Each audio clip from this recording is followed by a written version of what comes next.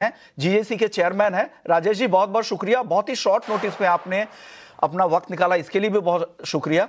Sir बताइए, पहला सवाल लोगों के मन में है कि क्या ज्वेलरी डिमांड अभी भी है? आप सिर्फ अपने स्टोर की नहीं बताइए, आप पूरे एसोसिएशन को रिप्रेजेंट कर रहे हैं, बताइए क्या हाल है सर ज्वेलरी मार्केट का?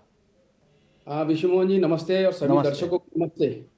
देखिए, जब कभी भी रेट एकदम से बढ़ते हैं तो थोड़ा इम्पैक्ट आता है सेल में। और जिस तरीके से हमें लग रहा था कि एक $5,000 क्रॉस करेगा और ये बाद में एक बड़ा करेक्शन की उम्मीद थी, तो ऐसा कुछ हुआ नहीं और आज 5,500 के आसपास होने के बावजूद भी कस्टमर्स जो है थोड़े डरे सहमे से थे। मुझे लगता है कि अब ऐसी पोजीशन में आके कस्टमर खड़े हो गए कि उनके पास अभी कोई पर्याय नहीं है, विकल्प नहीं है, क्योंकि हमारे भारत में अभी शादी ब्याह का सीजन स्टार्ट हो चुका है और उनकी खरीदारी इसी समय होती है। तो वो अभी इस रेट में खरीदने के लिए मजबूर भी है। और ये बात भी उतनी सच है कि गोल्ड और सिल्वर जब जब तेज हुए हैं या बढ़े हैं, उसके बाद लोगों को उम्मीद रहती है कि ये नीचे आएंगे, लेकिन ऐसा पिछले 3 साल से मैं देखते आ रहा हूँ स्पेशली। और पिछला साल तो आप सभी ने देखा है गोल्ड और सिल्वर में किस तरीके की तेजी दिखाई है। तो इस वजह से हर बार गोल्ड ऐसा लगता है कि ये अभी अपनी चरम सीमा पे आ गया है, लेकिन बार बार वो नया रिकॉर्ड बनाता है। और अब हमारे भारतीय कंज्यूमर को भी एक्सेप्ट हो चुका है कि गोल्ड जितना जल्दी हम खरीदारी करेंगे उतना हम अपना ही पैसा बचाएंगे। क्योंकि हमें दोहरी मार पड़ रही है, एक तो इंटरनेशनल मार्केट में गोल्ड के रेट तो बढ़ ही रहे, लेकिन हमारा जो रुपया है वो भी थोड़ा सा कमजोर होते जा रहा है। तो ये दोनों मार एक साथ पड़ने की वजह से इंडिया में भारत में एकदम से ज्यादा इम्पैक्ट है इसका। हाँ, हमारे पास हम ग्राहकों का अगर ये देखते हैं कि किस तरीके से उनकी बाइंग पोजीशंस है, तो वो खरीदारी करते समय में थोड़ा सा जिनका बजट इशू है वो थोड़ा सा लाइट वेट ज्वेलरी के तरफ जा रहे हैं। और कुछ ऐसे भी क्लाइंट्स हमारे पास हम लोग देखते आ रहे हैं पूरे भारत में, मैं पूरे एक एरिया की नहीं, मैं पूरे इंडिया की बात कर रहा हूँ। तो कुछ कस्टमर ऐसे भी है कि जो ये सोच रहे हैं कि चलो इसी बहाने हमारा इन्वेस्टमेंट हो जाएगा। तो नए क्लाइंटल भी इस मार्केट की तरफ थोड़ा सा अटैच हो चुके हैं। तो ये एक डिफर चेंज हम लोग देख रहे हैं। ओके, तो एक बड़ा चेंज यहाँ पर मार्केट में दिख रहा है कि लाइट वेट ज्वेलरी की तरफ से यहाँ पर डिमांड हो रही है। गोल्ड को लेकर एक बात ये भी कहा जा रहा है राजेश जी, कि पहले जो फीमेल ज्यादा गोल्ड के प्रति उनका आकर्षण ज्यादा रहता था, इस बार मेल डोमिनेट कर रहे हैं। उनको लग रहा है कि ज्यादातर पैसा गोल्ड में रहे, वो ज्यादा सेफ रहेंगे। क्या ऐसा भी देखने को मिल रहा है? क्या आपके स्टोर्स पे इस बार मेल मेंबर ज्यादा आ रहे हैं घर के? हाँ बिल्कुल, क्या है मतलब बीच में कुछ कैंपेनिंग्स भी ज्वेलरी इंडस्ट्री की तरफ से चलाई गई थी कि आप अगर गोल्ड खरीदते हैं तो 5 साल बाद आपको क्या रिटर्न देता है, और भी दूसरी चीज खरीदते हैं तो उसमें डिमोशंस होता है या डेप्रिसिएशन होता है, और गोल्ड में एप्रिसिएशन होता है। तो पहले बेसिकली इस इंडस्ट्री की तरफ महिलाएं बहुत ज्यादा आकर्षित रहती थी।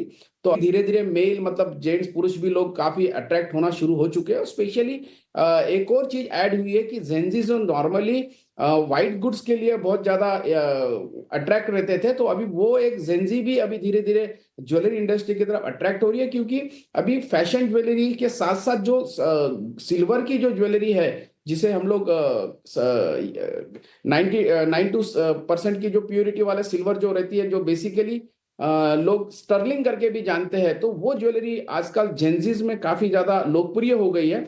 और वो एक स्टेटस सिंबल भी होते जा रहा है, एक फैशन सिंबल भी होते जा रहा है। इस वजह से जेंजिस का बहुत ज्यादा झुकाव अभी ज्वेलरी इंडस्ट्री की तरफ बढ़ गया है। रोज नए रिकॉर्ड्स यहाँ पर बनते हुए नजर आ रहे हैं और जितनी एक्सपेक्टेशंस थी वो सारी टूटती हुई फिर से नए रिकॉर्ड सोने और चांदी में। अब ये यहाँ से ये रैली कितना सस्टेन करेगी और कितना बड़ा करेक्शन का खतरा यहाँ पर मंडराता हुआ आपको आगे के लिए दिख रहा है?